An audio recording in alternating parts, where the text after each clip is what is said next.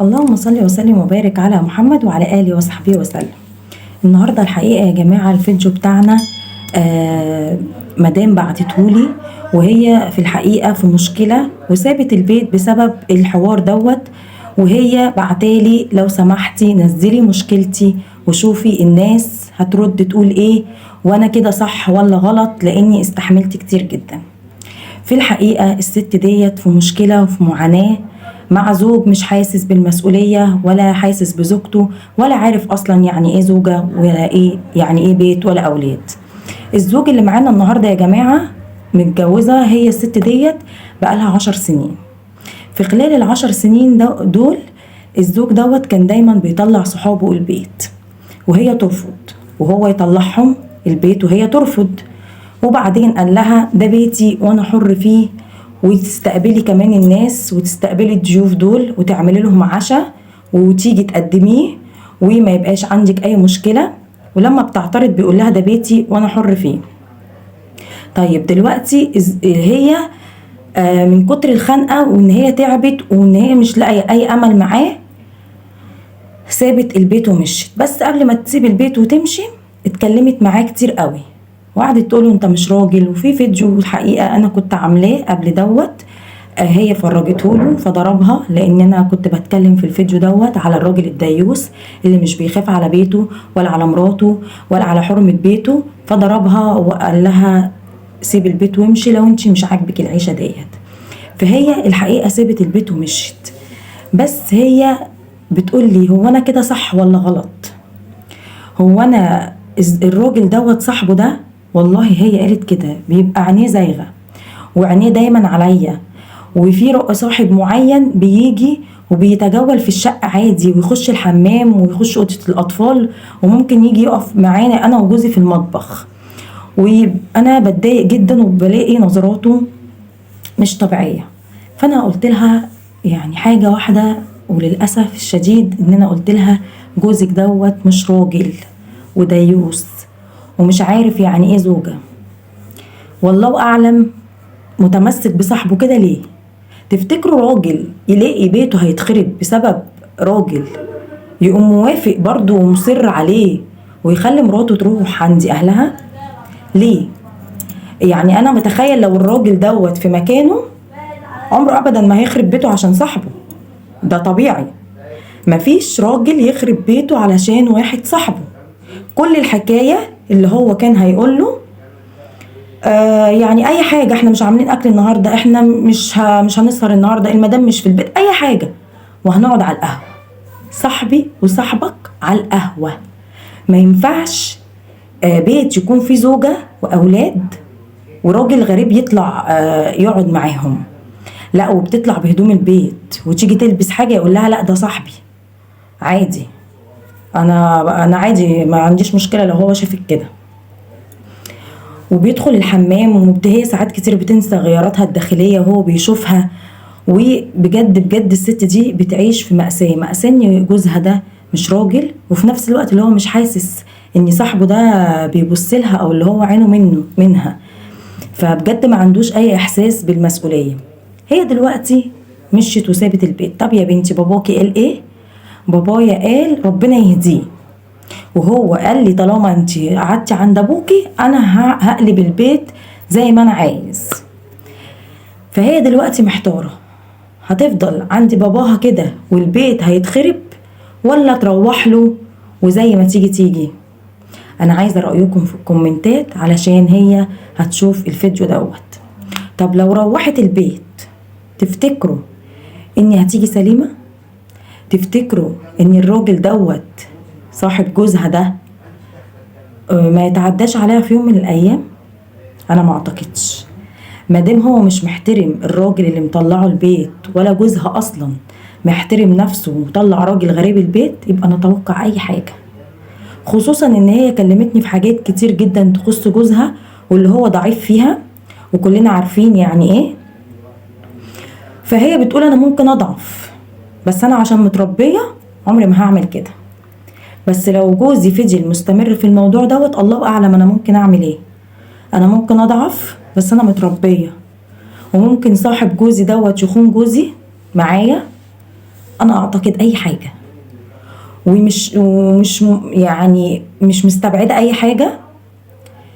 آه، هي متربية وعارفة ربنا كويس جدا. بس يا جماعة دايما الإنسان خطاء، ودايما الإنسان ضعيف. افرض هي مرة ضعفت، افرض الوضع هيكون ايه؟ افرض حملت، هتبقى حامل من صاحبه؟ ايه الوضع؟ انا عايزة حد يرد عليا ويقول لي ايه الوضع، لان انا بصراحة انا مش مشجعاها على الخراب، بس انا مشجعاها ان هي تاخد خطوة ايجابية، وان جوزها يبطل يطلع صاحبه. هنعملها ازاي ديت؟ مش عارفين، لان ابوها راجل كبير في السن وامها ست كبيرة، وهو مش لاقي حد يتكلم معاه. فهي كل اللي عملته خدت موقف عشان تسيب البيت وتمشي، يمكن يعرف بقيمتها ويبقى عايز ولاده. بس هي لغاية دلوقتي بتقول مفيش جديد، ولا عارف بقيمتي ولا عايز ولاده ولا بيكلمني ولا بيعبرني، يعني عايش هو وصاحبه في شقتها. علاقة غريبة بين جوزها وبين صاحبه، ومش عايزة اخش في حاجات كتير واظلم الراجل دوت، عشان مفيش راجل طبيعي وكلنا فاهمين يعني ايه يتمسك براجل ويخرب بيته. انا صاحبي هيخرب بيتي وهدخلنا الشيطان البيت؟ لا معلش، انت من طريق وانا من طريق، مش معنى كده ان احنا هنخاصم بعض ولا نفترق، لا، بس اشوفك بره في الشغل، اشوفك بره في الشارع، طالما وصلت لغاية خراب بيتي لا معلش يا صاحبي اعذرني. لكن ده كان رد فعله غريب جدا. وهي بتقول هما بيقعدوا مع بعض بالساعات كتير جدا في الأوضة وبيقفلوا عليهم الباب، فأنا ما بحطش في دماغي وبقول يمكن بيشربوا سجاير. بس الحقيقة بقى لما قالت لي إن هو قال لي ده صاحبي وعمري ما هتخلى عنه وعايزة تسيب البيت وتمشي، امشي، أنا مش بقيت ولا واثقة فيه ولا واثقة في صاحبه، والله أعلم هما بينهم إيه. فعايزاكم تقولوا لها رأيكم في الكومنتات، وهي هتسمعكم، وهي عايزة تعمل بنصيحتكم. انا نصحتها كتير والله، بس هي مصممة. طب لو سمحتي عايزة اسمع اراء الناس، لو سمحتي نزلي مشكلتي. والله كل يوم تقولي عملتي الفيديو ولا لسه، وانا كنت مترددة كتير ان انا اعمل الفيديو دوت، خصوصا ان انا يعني جوزها سقط من نظري جامد جدا. اول ما قال لها عايزة تسيب البيت امشي، انا مش هتخلى عن صاحبي. علاقة غريبة. لو في اصدقاء اوفياء قوي كده وبيحبوا بعض للدرجة ديت تمام، بس يحبوا بعض بعيد عن البيت، يحبوا بعض بعيد عن مراته. ما ينفعش هي تقدم الحاجة بشعرها او وات ايفر، بيجامة او دفاية او ترنج قدام صاحبك. هو حتى لو اخوك لازم تلبس الطرحة وتلبس الاسدال قدامه. فانت ازاي صاحبك وواثق قوي كده فيه اللي هو يعني مش هيبص لمراتك، او ان هو مش هيغازلها، او ان هو يعني مش هتروح كده ولا كده؟ ايه يا جماعة ده؟ مفيش غيرة على الدين ولا غيرة على مراتك ولا حرمة بيتك. وبتقول مرة والله العظيم كنت قاعدة براحتي، على فكرة حكيت والله العظيم حكيت لي حاجات كتير جدا. هي بتقول مرة انا كنت قاعدة براحتي وعادي، ولقيتهم لقيت جوزي بيفتح باب الشقة وصاحبه معاه، والاتنين دخلوا مع بعض في نفس الوقت، وزعقت له جوه وقلت له انت ازاي تعمل كده؟ قال لي عادي يا بنتي ده صاحبي. عادي يا بنتي ده صاحبي؟ لا انت بصراحة بني ادم مش طبيعي، مش طبيعي بمعنى الكلمة. وهي جدعة جدا اللي هي سابت البيت ومشيت، هي انقذت نفسها من الوباء اللي هي كانت فيه.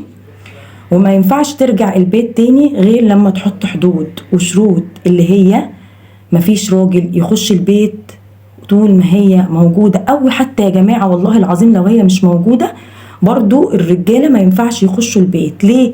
عشان ممكن هي تكون سايبة حاجة كده ولا كده داخلية وهي مش موجودة. يجي ليه صاحبه البيت يشوفها؟ يجي ليه يطلع على حرمة البيت؟ حرام.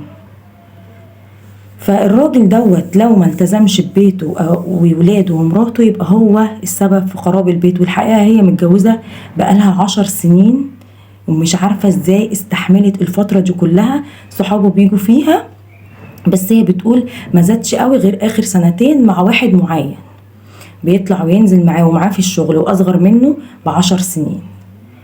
فانا بصراحة مستغربة العلاقة ديت ومستغربة جوزها قوي. فان شاء الله نلاقي لها حل باذن الله، واي حد عنده حل يحل لها مشكلتها يبعت لي على رسائل القناة او البيج بتاع الفيس رانيوتا مسعد، او دردشة رانيوتا على اليوتيوب. ومستنية ارائكم، وهي هتعمل بها جدا، وربنا يسترها على بيوتنا وعلى بيوت المسلمين جميعا. واستودعتكم في رعاية الله وأمنه، والسلام عليكم ورحمة الله وبركاته في فيديو جديد إن شاء الله. باي باي.